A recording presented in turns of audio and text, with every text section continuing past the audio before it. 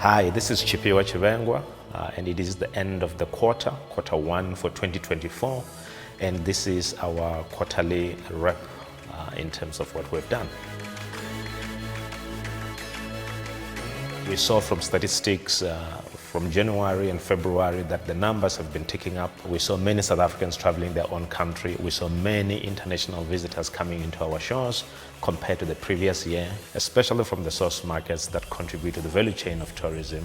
So overall, that is better news from the arrivals point of view. Our goal remains the same.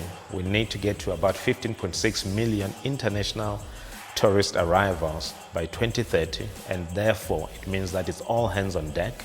We need to do what we can to ensure that we push the dial, we market the destination, and we work across the entire subsector of the industry to ensure that each of these sectors performs, from events and conferencing, leisure tourism and other aspects of business tourism, and also to make sure that domestically people are traveling for corporate travel, they're having events and conferences, and also they're traveling for leisure purposes.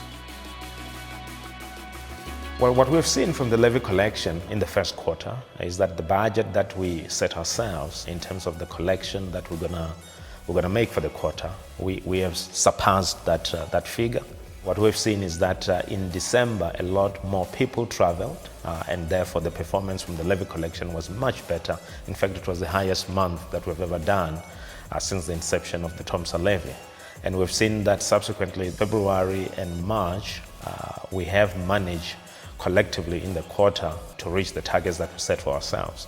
So it simply means that the room rate may have gone up, there may have been inflation impact on that in terms of the car rental space and other subsectors. But overall, we've seen an increase in levy collection. We've seen a higher compliance from those that are collecting the levy, and we want to thank you for continuing to do this great work.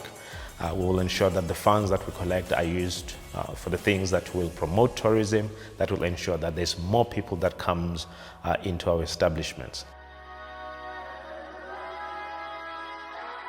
There are a few things that are on our radar as the TBCSA, and we have discussed this at a board level at our strategy session. Number one, the issue around the visa situation around the world, be it the e-visa, or be it application of visa in person at the embassies or missions abroad.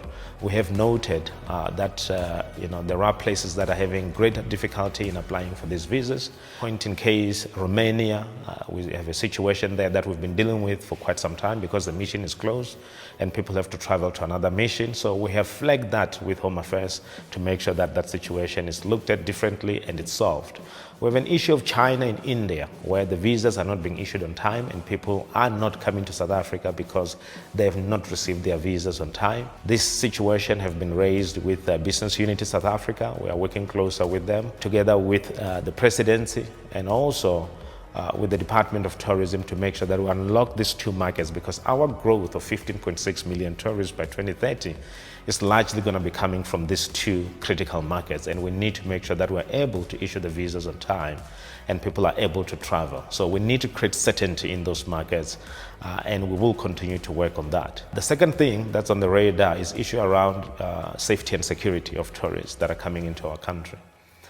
That issue has been with us for quite a number of years, and we have had many programs to deal with certain hotspots, to mitigate crime in those particular hotspots. We have acknowledged that it's a challenge that we have as a tourism sector. We are working hard on it. We'll continue to work with our association partners and everybody else within the industry, including the Minister of Tourism and the Department of Tourism and the provincial authorities, to ensure that all the hotspots that we've identified, we have some solutions, and of course we work with the law enforcement departments to make sure that those areas are patrolled and tourists are able to move freely.